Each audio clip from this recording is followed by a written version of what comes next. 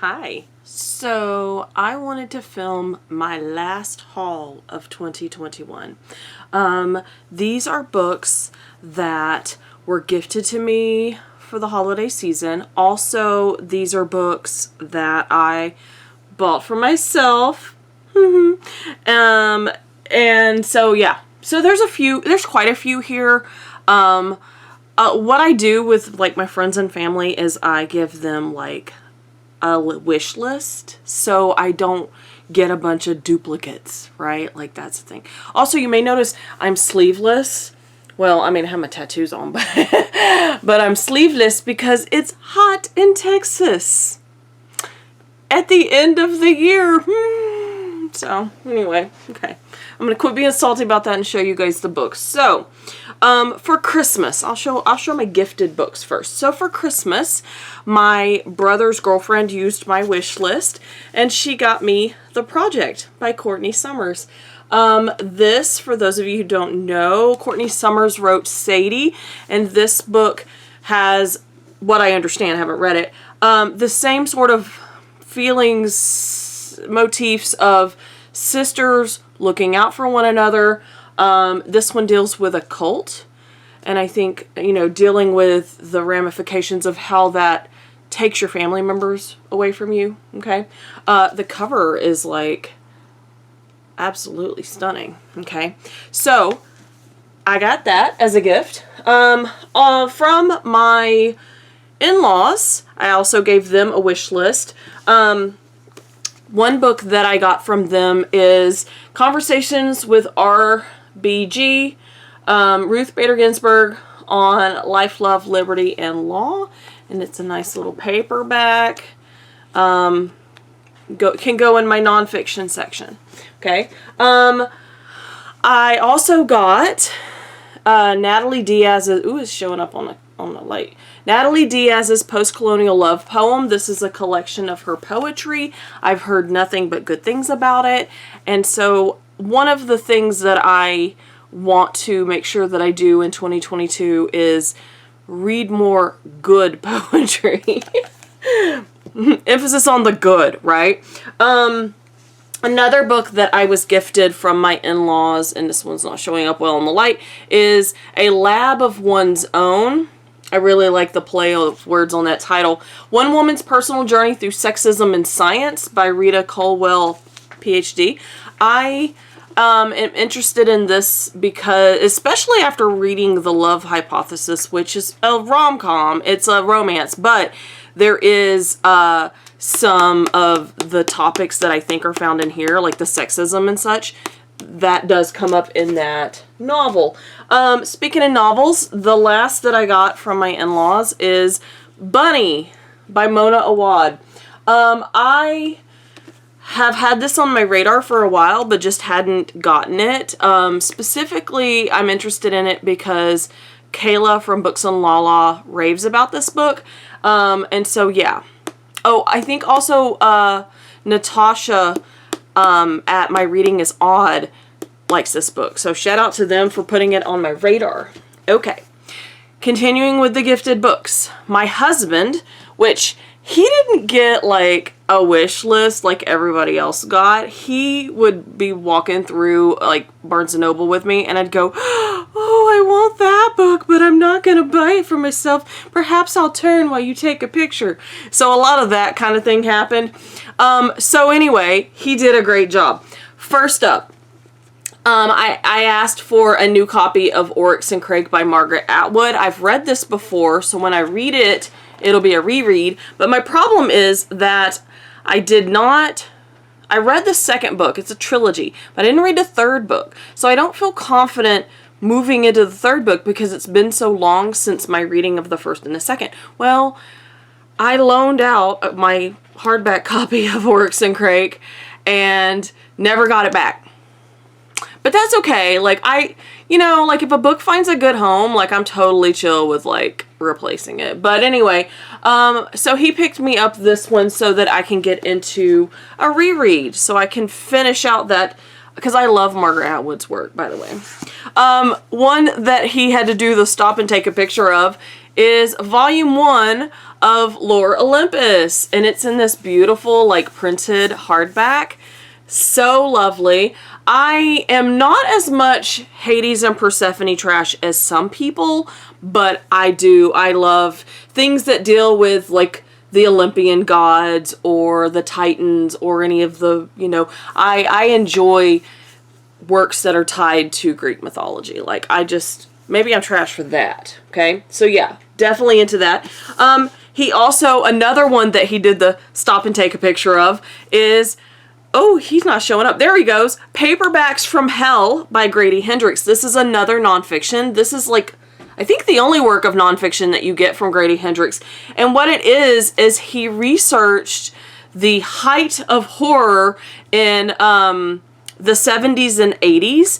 And yeah, and it has, like, they have pictures of the really awesome, weird covers that you have. So yeah, like, I'm really interested in getting into that. And it's a beautiful, like, it's foiling on the title there. It's really gorgeous. Love it. Okay, and then the next one is one that I didn't ask for, but he, like, was like, I walked by it and thought that you would really enjoy it, especially because you noticed when I was reading Matthew McConaughey's Green Lights, he's like, okay, so, like, a creative person's, you know, celebrity memoir. Cool, got it. So he picked up Dave Grohl, the storyteller, and I didn't know that I wanted it until I opened the box and saw it, and I was like, yes, actually, I do want this, because as some of you know, this is makeup. I'm an old lady. So, like, I was first introduced to Dave Grohl when he was the drummer of Nirvana, because that's how old I am. That's where my roots are spreading, okay? So the rest of these books are not gifts from people in my life. These books are books that I bought for myself. And so I just wanted to go ahead and include them in this haul because, yeah, they are gifted to myself. From myself. Okay, so the first one I wanted to show you guys, well, actually the first two, are Wondersmith and Hollowpox. So here's what's going on with Wondersmith and Hollowpox. I bought Nevermore quite a while back. Like, it was, I think, fairly ripping and roaring, and these two books were not out.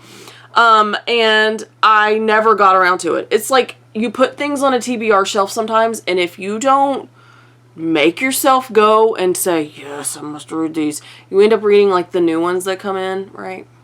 Okay, well, that's what happened. So I wanted to get these because of some of my upcoming goals, my reading goals in 2022. And so, yeah, like, that's, I don't want to spoil that. You'll have to watch that video.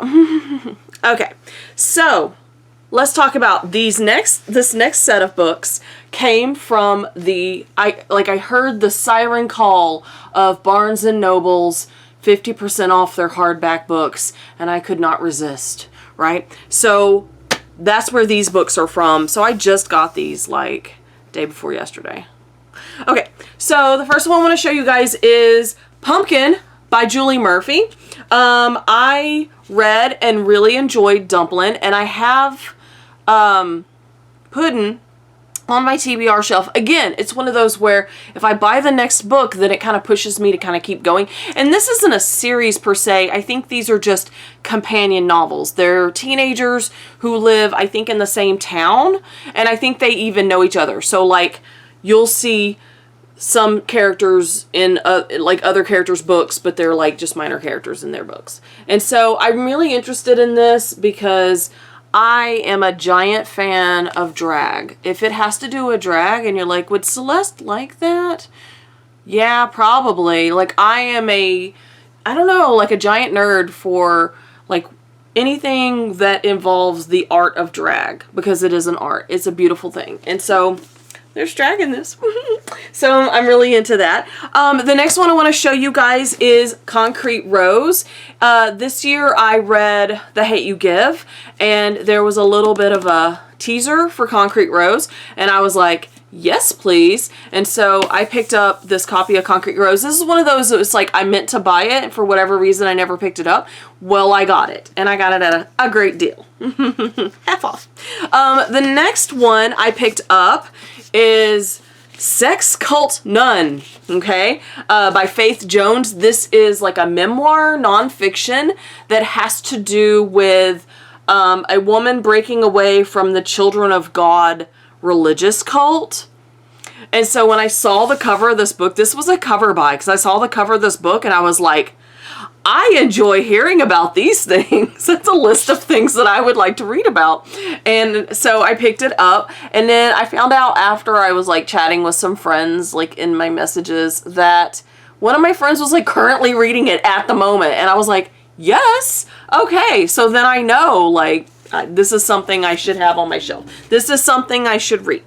The next one I will show you guys is another one. That same friend has read this and had talked about it, and that's why I picked it out.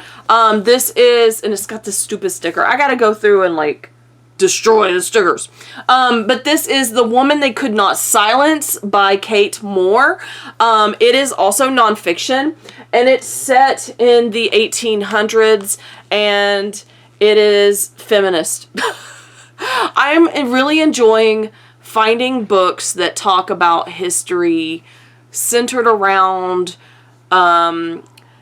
people of color and women and parts of the population who were ignored in like major historical writing, especially whenever I was growing up. So I like going back and learning more about the impact of these populations on just anything in the world. Okay. The next one I'll show you guys isn't really mine. It's my husband's, but I'm pretty sure I'm going to read it because I heard about it and I was like, yeah, that's a good idea. Why don't you pick up that book? And it is The Last House on Needless Street by Catriona Ward. And I think she has a new one coming out here in 2022. But the cover itself is like, oh yes, I see like kitty, I see creepy house, and like, you know, this weird light from this lamp. Yes. This seems right up my street.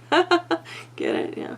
Okay, so I don't know a whole lot about it. He liked it because it's blurbed by Stephen King, and he's a fan of Stephen King's writing.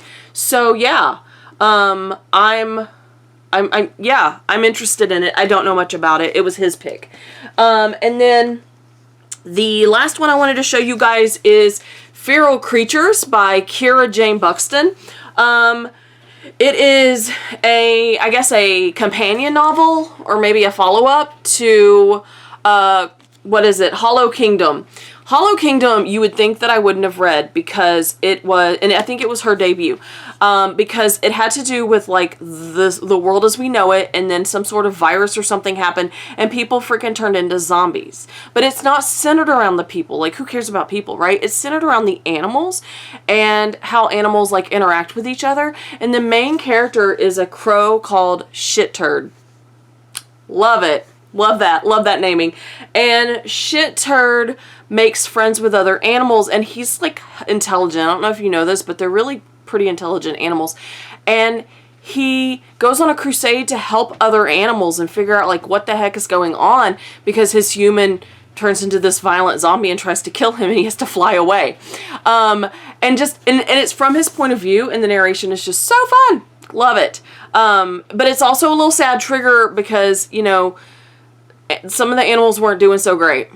They weren't getting the virus, but if you're an animal that's dependent on the people and the people get sick and they turn into zombies and they can't take care of you anymore, I think you guys know where I'm going with that. So be careful if you're like sensitive to that.